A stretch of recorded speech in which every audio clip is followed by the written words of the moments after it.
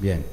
Siempre que hay uno está frente a maestros, me, me pregunto si a veces los preparan los maestros para cosas como por ejemplo hablar con los padres. No es una cosa que esté en la currícula, ¿no? Es algo que es un extra, que en un momento lo hacen, pero no hay simuladores, hay a la final de la carrera dice, bueno, aparte de estar con alumnos y enseñar, van a tener que hablar con padres. Es algo que aparece después, algo que no creían que por ahí o que nadie se preparó para hacer. ¿Pasa eso o no? ¿Sí? No veo que pase, pero sí, no los preparan, no los ponen en simuladores, dice, bueno, ahora va a dar dos padres medio pelotudos a ver cómo los trato y así. No, no pasa eso, porque hay cosas que muchas veces ocurren para los que no estamos preparados, porque estamos viendo una parte de la cosa. Miren, hay algo con la identidad que muchas veces ocurre, la identidad de los peronistas, por ejemplo, que hacen que se sientan muy seguros, muy tranquilos de cómo están, pero a veces esa identidad puede jugarnos una trampita. Resulta que Borges, un día, esto es verdad, lo cuenta Jorge Alifano, va a cruzar desde su casa hasta el banco. Entonces se queda esperando ahí en la puerta, en la calle, digamos, que alguien se acerque. Y se acerca, aparece un muchacho, un peronista, uno de la JP, lo reconoce y le dice, maestro, justamente, me acordé de esto por lo de maestro. Y quiere que lo ayude a cruzar. Y digo, sí, por favor, puede ayudar.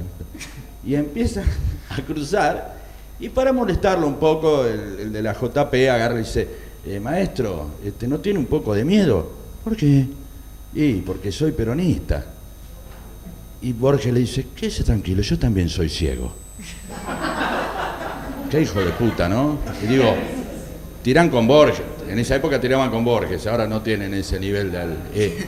Es decir, a veces nuestra propia identidad, nuestro propio círculo en el que movemos, nos impide ver otras cosas. Y a veces vivimos en el país del que nos enteramos nada más. No digo que a todos, me hago cargo de mi parte, a veces uno vive en el país del que se entera.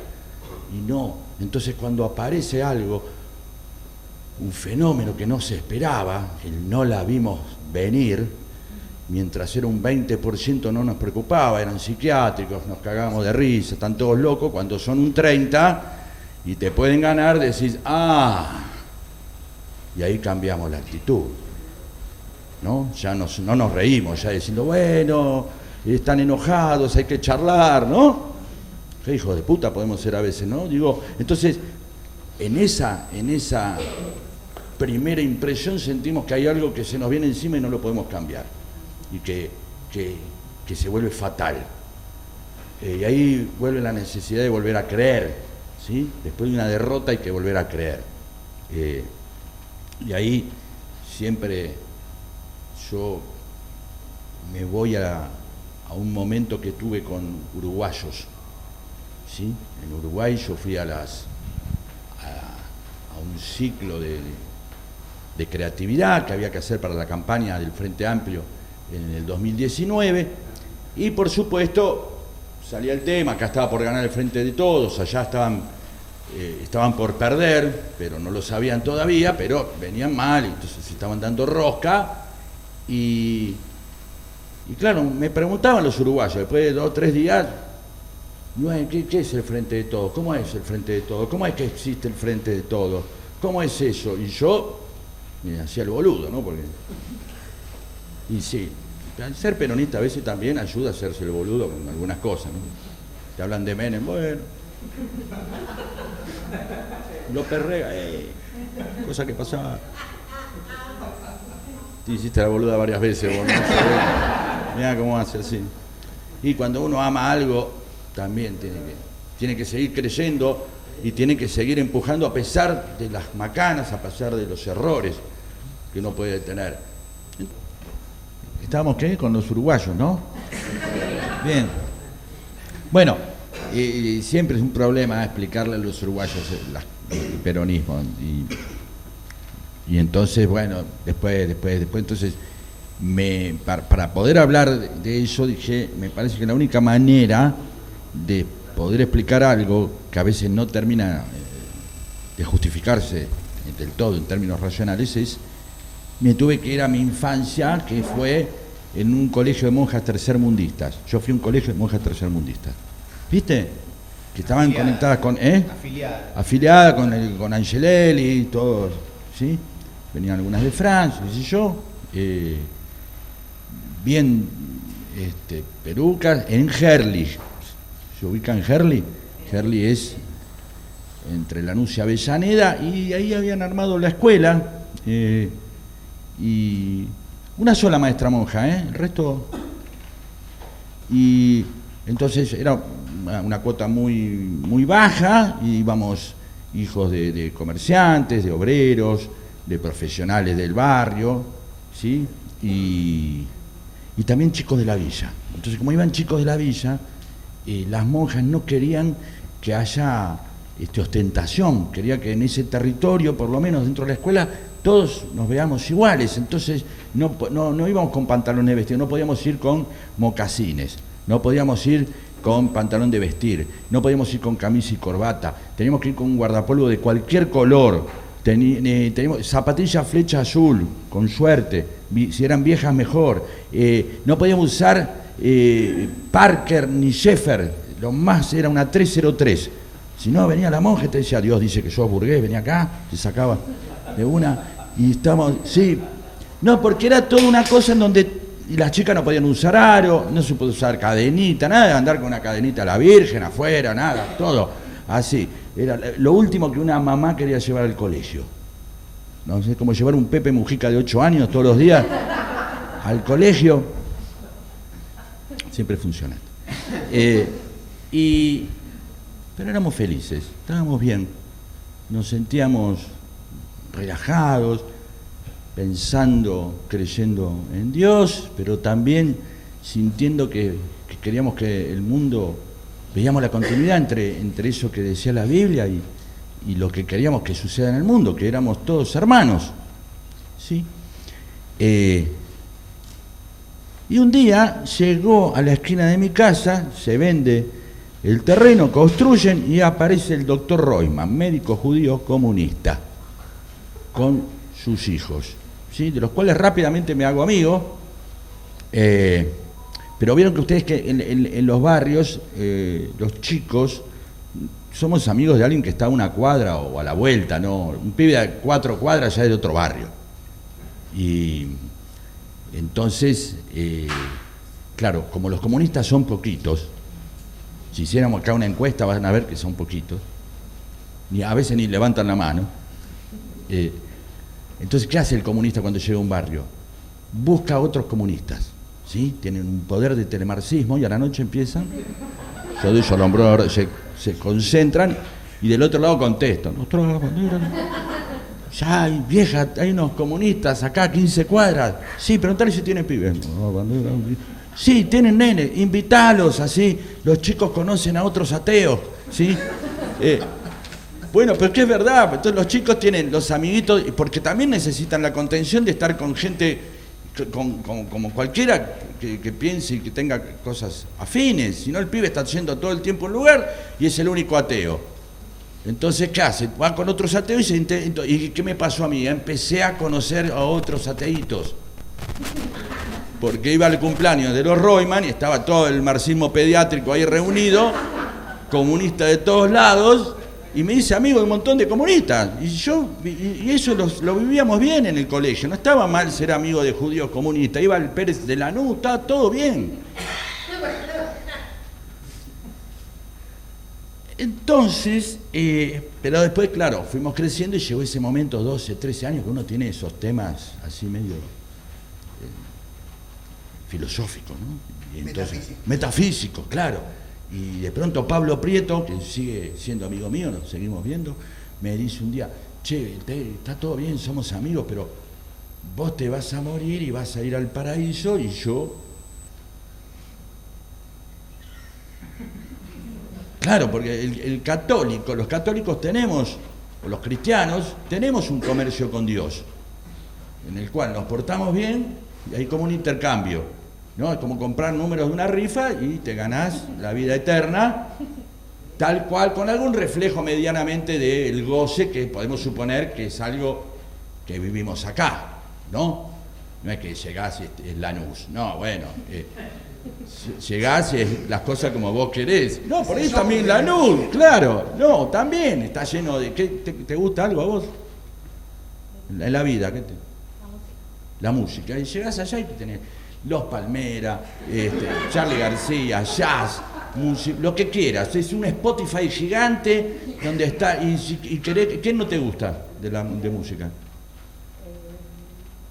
Sí. El rock está lleno de heavy, pero todos callados. No tocan, dice, si no querés no tocamos.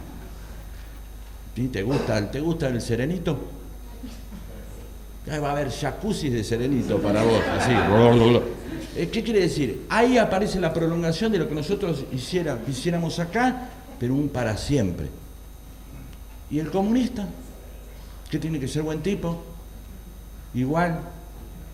Y que no va a quedar en la memoria de nada, que no trasciende, que se va a convertir en nada, que compra un montón de números en una rifa donde el premio es la nada eterna. Que se tiene que ser bueno sin fines de lucro, donde por ahí si toma un país del Caribe, hace una revolución y se le sacan una buena foto, termina remera. Eso es lo máximo que puede aspirar un comunista. Entonces, claro, ahí nos empezamos a sentir como que había algo roto entre nosotros y tenemos que encontrarle una vuelta. Teníamos que dejar de pensar como pensábamos todo el tiempo para con el otro encontrar algún punto de encuentro. Si éramos amigos y pensábamos que todos los hombres y las mujeres éramos hermanas y hermanos y merecíamos vivir bien. Esa diferencia. Entonces, se nos ocurrió cambiar los términos de creencia y existencia. No es que Dios existe y luego creemos en Él, sino que existe porque creemos. Es decir, es tanta la energía en la creencia que hacemos a Dios. Y eso nos dio un poco de calma y sentir que podíamos convivir. Y está diciendo, bueno, lo hacemos creyendo. Y eso le dije a los uruguayos, miren, el Frente de Todos no existe, es una cosa que hizo la gente creyendo. No es algo, se armó a partir de un montón de gente que empezó a pedir la unidad frente a algo que era el macrismo, ¿sí? El enemigo une también, y que a pesar de todas las diferencias, la gente desde abajo, así, sube el agua, sube la canoa, fue haciendo que los dirigentes se empezaran a juntar, a charlar. Hola, ¿cómo te va? ¿Qué decís? No me acuerdo quién traicionó a quién, pero porque no anoto últimamente, pero podemos charlar, y ahí se armó ese espacio. Le expliqué a los uruguayos tan claro dónde está Ofelia Fernández y Hugo Moyano. Listo, ya está.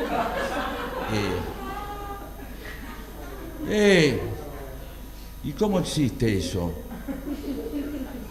Porque creemos. Existe porque creemos. Porque si tuviéramos que pensar, no existiría. Porque si tuviéramos que dejarnos llevar por la lógica, seríamos un montón de gente que a veces nos convertimos desparramada, aislada, sin contacto. Y a veces, cuando dejamos de creer en el peronismo, eso es lo que ocurre. Es decir, el peronismo, cuando creemos en él, existe. Y un peronismo en el que no se cree, deja de ser efectivo, deja de existir, deja de estar unido. Entonces, obviamente que frente a esa desesperación que tuvimos en el 2019, decir, oh, otra vez van a ganar, esto, se quedan 20 años, apareció ese hermoso efecto que es cómo une el objetivo. ¿Hay algún cordobés acá? Muy bien, ¿de dónde? Río Cuarto. No, ya no sé si califica como cordobés. Es un cordobés sin acento, sin amenities casi, no. Cordobés, una especie de Manao de un cordobés, algo. Pero no importa. Y conocés cordobeses. Y cuando extrañas Córdoba, ¿qué haces? Te vas a Caballito, que es como la Córdoba de Capital Federal, ¿no? Más o menos. ¿Sos hincha de Belgrano de Córdoba? No, de Talleres. De Talleres. ¿Odiás al hincha de Belgrano de Córdoba? Sí, por supuesto. Obviamente, ahí, en esa idea de me odio con él se odia conmigo, qué sé yo, esa especie de flechas que van de un lado al otro de odio, de pronto uno las quiere desviar en forma física. ¿Y qué hacen ustedes que son maestros? ¿Cómo desviamos eso? ¿Cómo hacemos que esas fuerzas se vayan? Ponemos un porteño y ellos dejan de ser hinchas de Talleres, hinchas de Belgrano, y pasan a odiar al porteño y vuelven a ser nada más que cordobeses. Porque el objetivo nos puede unir, el espanto a veces nos puede unir. Y esto no quiere decir odiando, como estoy poniendo, eso va en términos de broma, sino en tener un objetivo, en esa creencia. Obviamente, para cerrar esta parte, es la creencia muchas veces no tiene prestigio. Parece que es de boludos creer. ¿Por qué? Porque creyendo volvemos siempre a arriesgar nuestro ego y nuestra vanidad, nos podemos desilusionar. Es como volver a enamorarse, ¿no? Uno dice, no me enamoro más y me quedo tranquilo, no me voy a desilusionar. Es decir, el pesimista en los términos de la eficiencia capitalista, que buscamos todo el tiempo, acierta más. No creo, no existe lo que no creo y ya está. No me desilusiono. El negocio es perfecto. Creer es volver a poner nuestra ilusión en riesgo, nuestra vanidad y nuestro ego en riesgo. Pero sin creencia no hay existencia. Y esa creencia y esa existencia hay que generarla, hay que suspenderse en nuestro estado de ánimo para pasar a ser como pequeños profesionales de lo que hacemos. De esto vamos a hablar ahora. ¿Cómo nos suspendemos a nosotros? ¿Podemos estar bajoneados? ¿Podemos estar pesimistas? ¿Podemos estar tristes? ¿Podemos estar desanimados por lo que pasa? Sí, pero ustedes son maestros y ya saben lo que es suspenderse y ser profesionales. Ustedes no dan clase nada más según el estado de ánimo en el que están. Ustedes ponen su misión por arriba del estado en el que están, ¿o no? O van y dicen, estoy con ganas de irme a mi casa, y se van a la mierda, dejan a todos los pibes. No, van y dan clases y se fuman a todos los pibes que hacen quilombo atrás, y se fuman a los padres de los pibes que hacen quilombo atrás, que citan a los padres, y otra vez, y suspenden una y otra vez el estado del ánimo para ir tras su misión. De eso es. Y eso es porque creen en lo que están haciendo. Si uno dejara que simplemente sucediera naturalmente lo que debería suceder, quizás no podríamos construir nada. Y de eso vamos a hablar de ahora. Cómo construir, darle a esa creencia un plan. Darle a esa esperanza un plan, porque la esperanza sola no sirve. La esperanza es deseo sin plan, es esperar. Hoy, acá, con Santiago y con Néstor, vamos a ver cómo tenemos herramientas también para pasar a dejar de estar preocupados y a estar ocupados, ¿no? Muchas gracias.